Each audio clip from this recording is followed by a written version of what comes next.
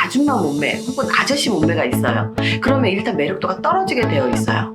그래서 삶이 재미가 없는데 즐겁지도 않을 거고요. 활력이 없는데 굳이 자기의 이 활력이 바깥으로 나오지 않을 거 아니에요? 그러니까 당연히 외모에서 나타나는 게 당연하지 않나 그런 생각을 합니다.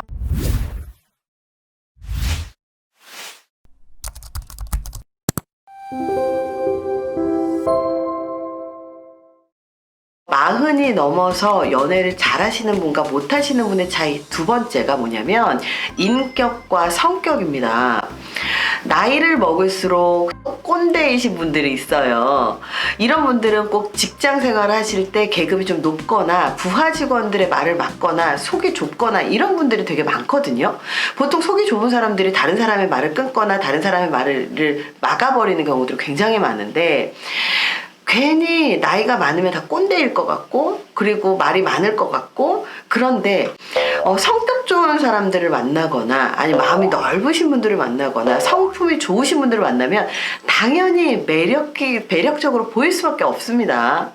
사실 나이가 마흔이 돼서 정말 돈이 많다고 해서 갑질을 한다거나 예를 들어서, 그리고 여자분들도 본인의 생각했을 때 본인이 예쁘다고 생각하고 남자한테 갑질을 하거나 이러면 정말 꼴 보기 싫은 건 남녀 불문 똑같거든요. 그래서 나이 마흔의 남자가 꼰대라게 만내릴 때도 별로고요. 여자라고 예쁜 척하면서 공주병인 것도 정말 별로예요. 그래서 나이를 먹을수록 사람도 성숙해야 매력이 있는 법이고, 상대를 배려할 수 있는 것은 인격이자 성숙도입니다. 그래서 인간이 자신이 고생을 한 만큼 상대방의 고생을 아는 법이죠. 그래서 예를 들어 갑질을 하는 사람들이 정말 꼴보기 싫은 이유가, 왜 식당 같은 데 가서 정말 열심히 사는 사람들 있잖아요. 그런 분들한테 갑질을 하거나 아니면 꼰대질 하거나 이런 것처럼 없어 보이는 것은 없거든요. 그래서 나이 마흔에 사실 인생의 풍파가 없는 사람이 어디 있습니까? 자신이 인생의 풍파를 겪는 만큼 상대방의 풍파도 이해할 수 있는 나이이기도 하고요. 그리고 나이를 먹는다고 해서 무조건 성숙한 건 아닌 건 아시죠? 자신의 풍파만큼 상대방을 이해할 수 있는 나이가 마흔이기도 합니다. 사실 이쯤 되면 사회생활 한 20년쯤 하잖아요. 그러면 대화를 몇 마디 해보면 상대방을 금방 파악을 합니다. 대화를 했을 때 이상한 사람인지 정상인 사람인지를 구분하는 눈도 생기고, 그리고 세상에 이상한 사람 정말 많거든요. 그래서 그런 이상한 사람들을 피하는 눈도 생깁니다. 그래서 매력 있는 사람은 성격도 좋으면서 인격 성숙이 되어 있을 때 드디어 빛이 나게 됩니다. 바로 세 번째가 있습니다. 세 번째가 바로 자존감인데요. 자존감이 높은 사람은 굉장히 멋있어요. 왜 자존감이 높은 사람이 멋있냐면 자존감의 비밀에 있습니다.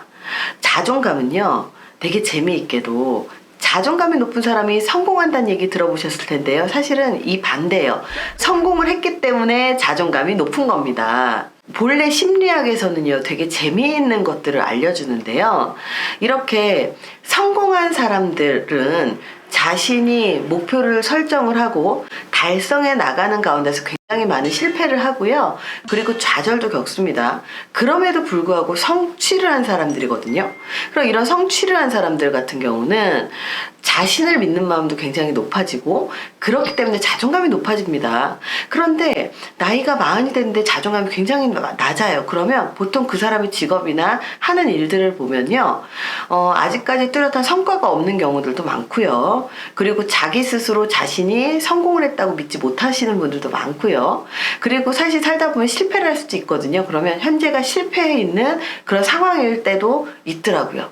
원래 곶감에서 인신난다는 얘기 들어보셨을 거예요. 내가 경제적으로 튼튼하고 그리고 독립적이고 그리고 내가 스스로 나를 먹여 살릴 수 있는 능력을 갖춰진 사람만이 갖고 있는 거라고 보시면 돼요. 그래서 어떤 분들은 나이 마흔에 무슨 경제적인 능력이 있어요, 무슨 자리를 잡아요, 이런 얘기 하시는데요. 그거는 그분이 지금 현재 겪고 있는 거죠. 근데 실제로 사회를 딱 보면 나이 마흔쯤 되면요, 사회적 위치 어느 정도 되고요. 그리고 회사에서도 어느 정도 위치에 올라 있는 나이가 마흔 정도 되는 나이입니다. 경제적으로 안정이 돼 있을 수밖에 없고, 그리고 이 경제적인 안정이 돼 있는 이 시기에 연애는 물론이고 뭐 취미 생활하는 것도 문제 없잖아요. 근데 경제적인 안정이 안 돼 있으면 당연히 연애도 못 할 거고 친구도 못 만날 거고 취미 생활도 당연히 못 할 거예요. 왜? 다 돈이 들어가는 일이니까. 그래서 30 중반이 넘었는데 싱글이 직업이 없는 사람들은 당연히 초라하고 내가 경제적인 능력이 없을수록 상대방의 경제력을 따집니다.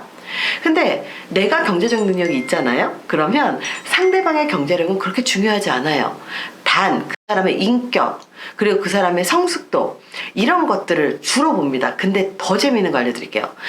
그렇게 인격과 성숙도를 보고 사람을 만나잖아요? 그러면 그 사람의 경제력도 충분히 안정이 돼 있더라. 이런 되게 재미있는 자존감의 비밀에서 알 수가 있습니다. 나이가 40에 연애를 못하고 초라한 싱글을 보내는 사람과 나이가 40에 자신의 삶을 즐기고 20대와 다름없이 사는 사람들은 삶의 질과 삶의 깊이가 다르거든요. 나이라는 건요, 객관적인 나이에서 만들어지는 게 아니고요. 주관적인 나이가 정말 자신의 진짜 나이입니다. 주관적인 나이라는 게 난 나이가 외모 관리 하나도 안 하고 나 나이 20살이야 이런 게 아니라 실제로 심리 실험을 했을 때요. 80대가 넘으신 분들에게 지금 현재의 그냥 있는 그대로 생활하십시오 하신 분들하고요. 그들이 20대 나이에 있었던 그 시대의 풍경, 그리고 TV, 그리고 그 시대에 여러 것들을 이 배치를 해놓은 상태에서 삶의 활력이라든지 에너지라든지 아니면 본인 스스로에 느끼는 이 몸의 건강도라든지 객관적인 건강도를 책정을 해봤거든요. 그랬더니 지금 현재 자기 나이가 80이라고 생각을 하면서 살아가는 사람들은요, 여전히 몸이 병이 많았고요. 그리고 아픈 것도 굉장히 많았습니다. 근데 그 사람들의 20대를 떠올릴 수 있는 액자, 영상, 그리고 그런 배경들, 그리고 인테리어들을 꾸몄었던 거기에 있는 80대 분들은요, 병도 많이 아프지 않았고요. 그리고 젊기도 굉장히 젊게 살았습니다. 활력이 넘쳤다라는 거죠. 그래서 객관적인 신체 나이가 중요한 게 아니고 내가 어떤 연령으로 살아갈지를 선택을 하고 그 삶을 즐기는 사람들이 훨씬 더 젊어 보이고 어려 보인다는 거예요. 이번 영상이 도움이 되시길 바랍니다. 감사합니다.